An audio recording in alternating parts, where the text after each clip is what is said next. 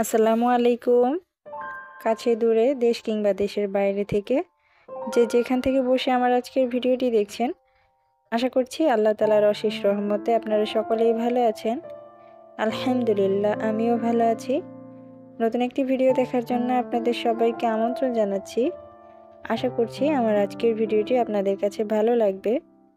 যদি ভালো লেগে থাকে তাহলে প্লিজ আমার ভিডিওটিতে একটি লাইক দিয়ে পুরো ভিডিও কন্টিনিউ করবেন। আপনার একটা লাইক আমার ভিডিওটিকে আরও অনেকের কাছে পৌঁছে দিতে সাহায্য করবে। বরাবরের মতো আজও হাজির হয়ে গেলাম আমার নিত্যদিনের কাজকর্মের কিছু অংশ আপনাদের মাঝে শেয়ার করার জন্য। আশা করি পুরো ভিডিও জুড়ে আমার সঙ্গেই থাকবেন। ইতিমধ্যে শীত তো আমাদের গ্রামের ভেতরে প্রবেশ করে ফেলেছে, আর সেই শীতকে কেন্দ্র করে আমাদের বাড়িতে নতুন মাটির চুলায় জমজমাট পিঠার উৎসব শুরু হয়ে গেছে। শীত আসবে আর আমাদের বাড়িতে পিঠার আয়োজন হবে না, এমনটা তো হতেই পারে না। মূলত আমার শাশুড়ি মা চুলাটা বানিয়েছে এই কারণে, পিঠা বানানোর জন্যে, আর চুলার পাড়ে বসে সবাই মিলে খাওয়া দাওয়া করার জন্যে। আমি আর আমার শাশুড়ি মা মিলে পিঠা বানানো শুরু করে দিয়েছি, যদিও ক্যামেরাটা অনেক পরেই অন করেছি। বছরের অন্যান্য দিনের তুলনায় শীতকালে পিঠা বানানোর আয়োজনটা আমাদের গ্রামে সবার ঘরে ঘরেই থাকে। আর এই পিঠাগুলো আমাদের গ্রামের কিন্তু একটা ঐতিহ্যবাহী পিঠা। পিঠাটাকে অনেকেই চিনে থাকবেন, এটা হলো মেরা পিঠা। শীতকাল হোক বা ঈদ উৎসব বা নবান্ন উৎসব অথবা মেহমান আপ্যায়নের জন্যে এই মেরা পিঠা আর তেলের পিঠা বা পোয়া পিঠা যেটাই বলেন, এই দুটো পিঠা আমাদের গ্রামে সবার ঘরে ঘরে থাকবেই। এই পিঠাগুলোকে আমরা কিভাবে কি দিয়ে খাই সেটা আপনাদের সাথে শেয়ার করব। অনেকেই জানেন, আবার দেখা যায় যে অনেকেই জানেন না। তো যাই হোক, পিঠার পরিচয় শেষ করলাম, এবার ভিডিও রিলেটেড কিছু কথা বলি। মেরা পিঠা বানানোর জন্য আমার শাশুড়ি মা প্রথমে চালের গুঁড়িগুলোকে অল্প আগুনে ভেজে নিয়েছে, তারপরে স্বাদ মতো লবণ দিয়ে আর অল্প অল্প করে নর্মাল পানি দিয়ে পিঠার ডোটাকে মাখিয়ে নিয়েছে। আর তারপরে আমি হাত দিয়ে গোল গোল করে দিলাম, আর আমার শাশুড়ি মা পিঠাগুলো শেপ দিয়ে নিলেন। এরপরে একটা ছিদ্রযুক্ত হাঁড়ির নিচে পানি দিয়ে পিঠাগুলোকে ভাপিয়ে সেদ্ধ করতে দিলেন। পিঠাগুলো সেদ্ধ হতে হতে সন্ধ্যা হয়ে গেছে। তো যখন সেদ্ধ হয়েছে, পিঠাগুলো নামানোর সাথে সাথে কারেন্ট চলে গেছে, যার কারণে পরবর্তীতে আর কোনো পিঠা বানানো হয়নি।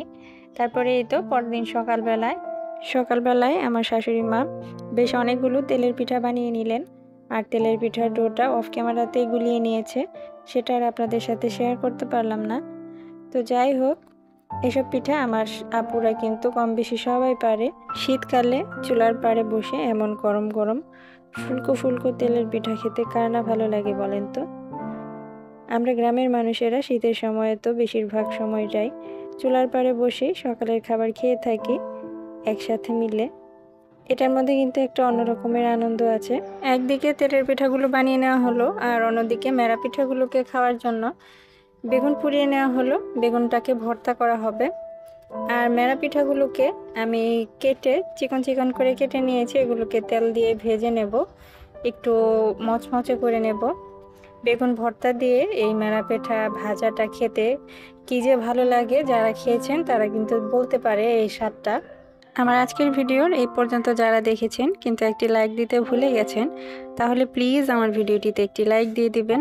আর আপনি যদি আমার চ্যানেলে নতুন হয়ে থাকেন বা আমার ভিডিওর কোথাও কোনো অংশ আপনার কাছে ভালো লেগে থাকে, আমার মতো এরকম সাদামাটা লাইফস্টাইল যদি আপনার কাছে পছন্দ হয়ে থাকে, আপনি চাইলে চ্যানেলটাকে সাবস্ক্রাইব করে রাখতে পারেন। সাবস্ক্রাইব করে পাশে থাকা বেল বাটনের অল অপশনটিতে প্রেস করে রাখতে পারেন, এতে আমি নতুন কোনো ভিডিও দেওয়ার সাথে সাথে আপনার কাছে পৌঁছে যাবে।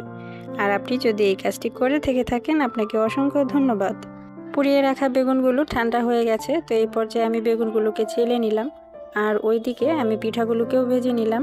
মেরা পিঠা তো এইভাবে আমরা বেগুন ভর্তা করে তেল দিয়ে ভেজে খেয়ে থাকি। আপনাদের কোন অঞ্চলে কে কীভাবে এই পিঠাটা খেয়ে থাকেন অবশ্যই কিন্তু কমেন্টের মাধ্যমে জানাবেন। আর এই পিঠাটাকে আপনারা কী নামে ডাকেন সেটাও বলবেন। এইদিকে আবার বেশ কিছু কাঁচামরিচ আমি শুকনো খোলায় ভেজে নিলাম। বেগুন ভর্তার জন্য এই শুকনো খোলায় কাঁচামরিচ ভেজে যদি ভর্তাটা করা হয়, তাহলে বেগুন ভর্তা খেতে খুবই ভালো লাগে। ভর্তা থেকে একটা সুন্দর ঘ্রাণ বের হয়। যাই হোক, বেগুনগুলোকে আমি ভেজে রাখা কাঁচামরিচ আর কিছু পেঁয়াজ কুচি দিয়ে সরিষার তেল দিয়ে বেগুনটাকে ভর্তা করে নিলাম। ঘুষিয়ে ঘুষিয়ে ভর্তা করে নেওয়ার পরেই তো তৈরি হয়ে গেল আমাদের ঐতিহ্যবাহী সকালের খাবার মেরা পিঠা, তার সাথে বেগুন পুড়িয়ে ভর্তা। আর এই তো গরম গরম ফুলকো ফুলকো তেলের পিঠা। আমি তো এটাকে চুলার পাড়ে বসেই খেয়ে নিলাম। গত ভিডিওতে অনেক নতুন নতুন আপু এবং ভাইয়ারা আমার পরিবারে যোগ হয়েছেন, তবে সেটা স্প্যাম কমেন্ট করে, আবার রাগ করে, অভিমান করে, আবার সাবস্ক্রাইবটা আপনারা কেটেও নিয়েছেন।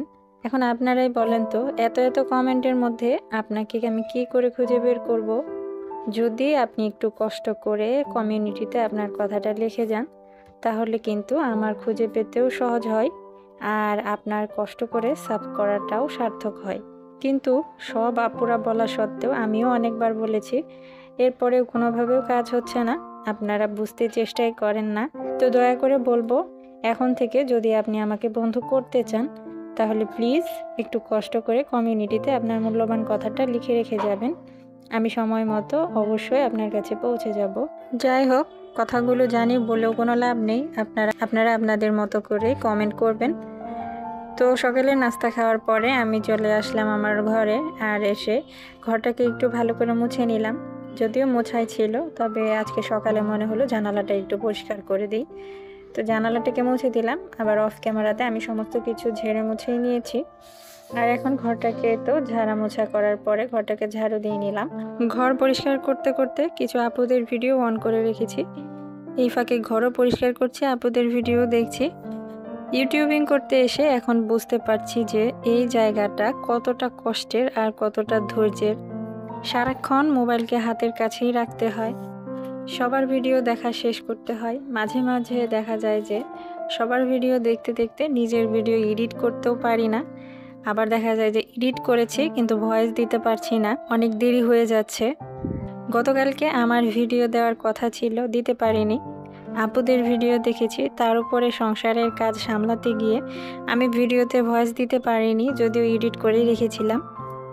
কি বলবো দুঃখের কথা, কি পরিমাণ ধৈর্য থাকলে মানুষ যে ইউটিউবিং করতে আসে সেটা এই জায়গায় না আসলে বুঝতে পারতাম না। আমরা তো শুধু ভাবি যে এটা আর কি এমন কাজ, শুধু কাজ করো আর সেটা ভিডিও করো আর ছেড়ে দাও, কিন্তু এটা একমাত্র তারাই বুঝতে পারবে যারা এই জায়গাতে এসেছে। জানি না আর কতদিন এরকম ধৈর্য ধরে এই জায়গাতে টিকে থাকতে পারবো। আল্লাহ তাআলা আমাদেরকে সবাইকে ধৈর্য দান করুক, আমিন। কথা বলতে বলতে এইদিকে ঘরটা পরিষ্কার করে নেওয়ার পরে অফ ক্যামেরাতে দুপুরের রান্নার জন্য সমস্ত কিছু কেটে বেছে আমি পরিষ্কার করে গুছিয়ে নিয়ে টেবিলের উপরে রেখে এবারে চুলাতেই রান্নাটা আজকে করে নিলাম। যেহেতু চুলাটা জ্বলছে, আর মাটির চুলাতে একবার আগুন জ্বললে সেখানে রান্না করতে খুব একটা সময় লাগে না, যারা রান্না করে তারা কিন্তু এই ব্যাপারটা জানে। তো আজকে দুপুরে রান্নার জন্য আমার শ্বশুরাব্বা গতকালকে একটা লাউ নিয়ে এসেছিল, তো লাউটা খুবই কচি ছিল। ইউটিউবে অনেক আপুদেরকেই দেখছি লাউয়ের খোসা ভাজি করে খাচ্ছে, খুব ভালো লাগছে বলছে, তো দেখে আমারও মনটা চাইলো। এই জন্য আজকে বেশ অনেকটা সময় নিয়ে লাউয়ের খোসাগুলোকে কুচি করে নিয়েছি ভাজি করব বলে, সাথে দুটো আলুও কুচি করে দিয়েছি, আর কিছু চিংড়ির শুটকি ছিল, তো চিংড়ির শুটকিগুলো দিয়ে আমি লাউয়ের খোসাটাকে ভাজি করে নিলাম।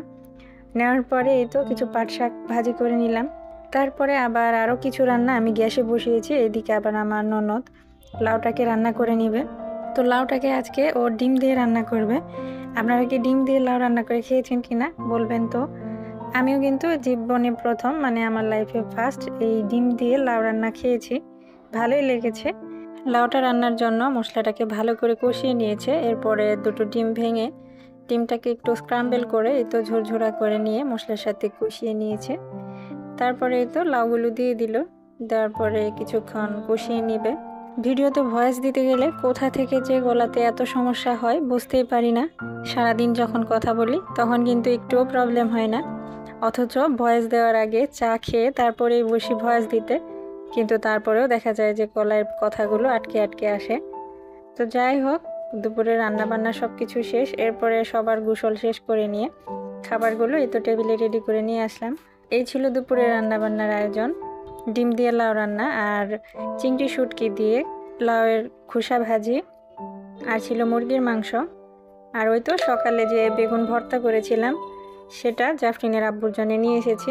বেগুন ভর্তাটা ওর খুবই প্রিয়, বিশেষ করে এই শীতের সময় এই কাঁচামরিচের ভর্তাটা খেতে খুবই পছন্দ করে। তো খাবারগুলো রেডি করে নিয়ে আমরা সবাই মিলে বসে গেলাম খাবার খেতে। বেশ অনেক বছর আগে আমার মায়ের হাতের এই লাউয়ের খোসা ভাজিটা খেয়েছিলাম। স্বাদটা খুব একটা মনে ছিল না, তবে তখন হয়তো খেয়েছিলাম যে ভালো লেগেছিল এই জিনিসটা মনে আছে। তো সেই সূত্র ধরে আর ইউটিউবের আপুদের কাছে দেখে আজকে লাউয়ের খোসাটা ভাজি করেছি।